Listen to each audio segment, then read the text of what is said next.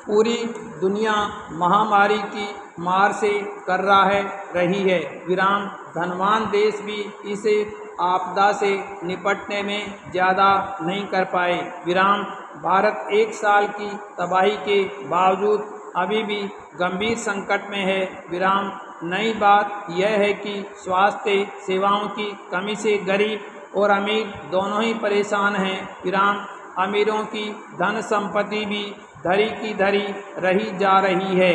विराम ये हालात हमें अपनी बुनियादी ज़रूरतों के बारे में फिर से सोचने पर मजबूर कर रहे हैं। विराम यानी हम अपनी प्राथमिकताओं को फिर से तय करें। विराम महामारी से पहले वाले युग में आर्थिक और सामाजिक उपलब्धियां प्राथमिकता की सूची में सबसे ऊपर हुआ करती थी।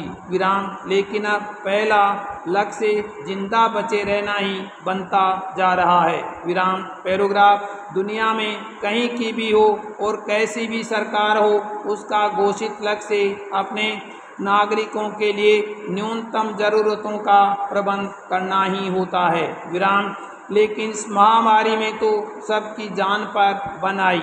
विराम दुनिया भर की सरकारें अपने नागरिकों की जिंदगी बचाने में जूझती रही। विराम महामारी ने जिस कदर डराया और डरा भी रही है, उसके बाद तो पूरी दुनिया को समझ में आ चुका होगा कि जीवन का सबसे बड़ा लक्ष्य और सबसे बड़ी सफलता जीवन को सुरक्षित रखना ही है। विराम यानी आगे से हमें जीवन को ही सफलता का पर्याय मानकर चलना होगा।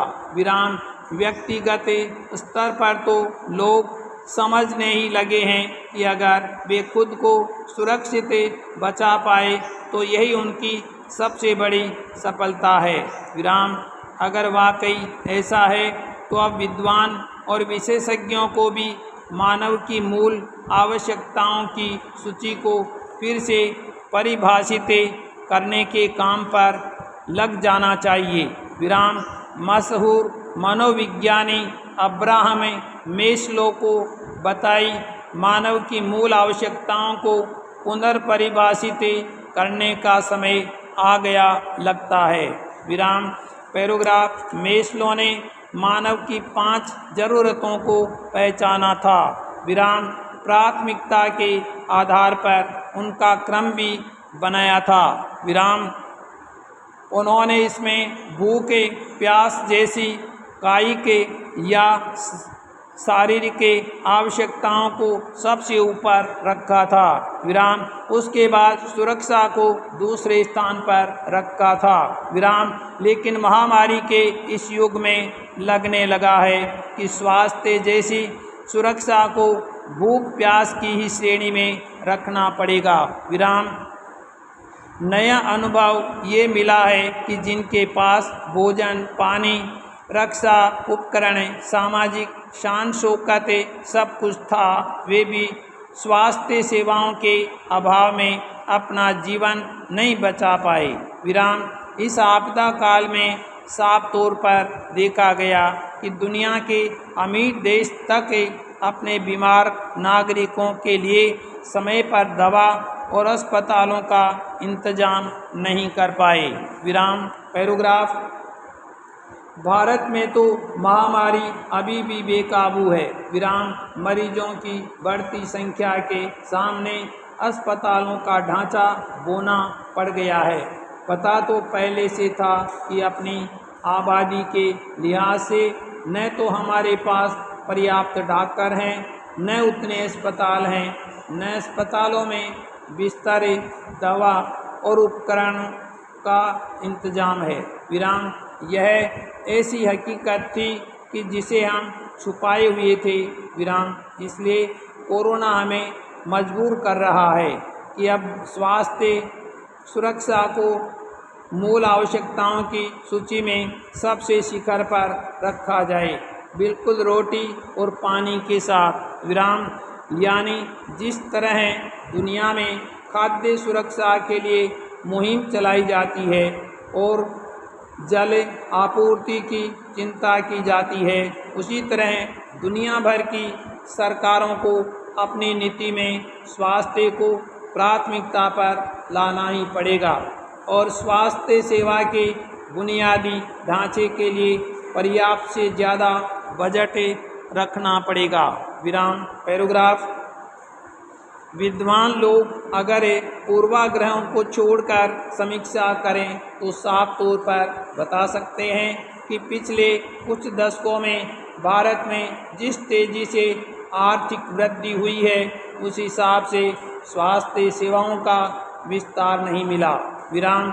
जिस समय महामारी शुरू हुई उस समय भारत में स्वास्थ्य सेवा का दायरा हद से ज़्यादा सीमित था।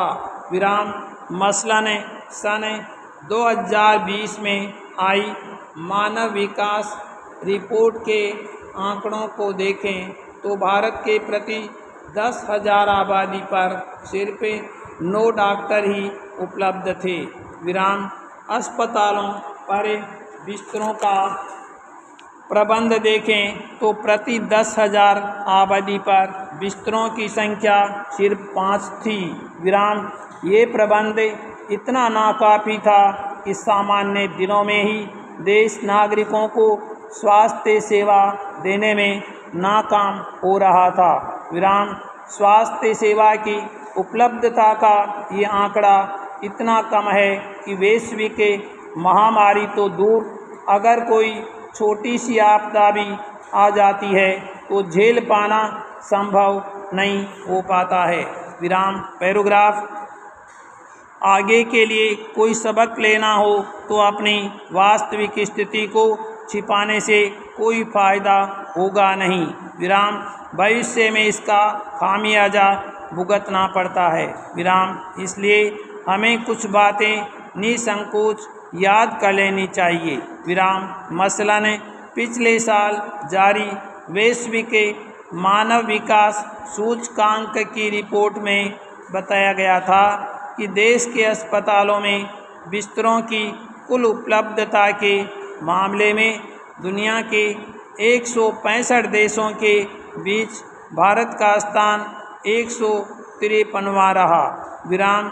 यानी युगांडा, अफ़गानिस्तान, इथियोपिया और बुर्किना फासो जैसे 12 देश ही हमसे बदतर हालात में थे। विराम। इससे साफ होता है कि स्वास्थ्य के आधारभूत ढांचे के मामले में हमारी स्थिति चिंताजनक हो गई थी और प्रचार के जरिए हम खुद को मुगालते में रखे हुए थे। विराम। पैराग्राफ। महामारी आने के पहले से ही जागरूक तबका और विशेषज्ञ बजट में स्वास्थ्य पर खर्च बढ़ाने पर जोर देते रहे हैं। अलबत्ता महामारी फैलने के बाद स्वास्थ्य बजट बढ़ाया तो गया, लेकिन आग लगने पर कुआं नहीं खोदा जा सकता था। विराम। इस बात पर भी संजीदगी से सोचना होगा कि बजट में भारी भरकम प्रावधानों के बावजूद महामारी से निपटने में हम इस कदर नाकाम क्यों हो रहा है। प्रश्नवाचक। हमें कबूल कर लेना चाहिए कि शुरू में महामारी से युद्ध स्तर पर नहीं निपट पाने का एक कारण स्वास्थ्य पर कम खर्च करना भी रहा और महामारी को काबू करने में देर के कारण लाखों करोड़ के नुकसान और हजारों नागरिकों की जान गंवाने के बाद इस साल के आम बजट में स्वास्थ्य पर खर्च बढ़ाया गया। विराम। हालांकि 2,23,000 करोड़ की कुछ बड़ी दिखने वाली इस रकम में पहले से चली आ रही कई अलग अलग मदों को भी शामिल कर लिया गया था। विराम। इस रकम का भी एक हिस्सा कोरोना टीकाकरण और महामारी से निपटने से दूसरे कामों के लिए एकमुश्त खर्च हो जाना है। विराम। बेशक लक्ष्य के रूप में 11,000 शहरी और 17,000 ग्रामीण स्वास्थ्य केंद्र बनाने का इरादा अच्छा है। विराम।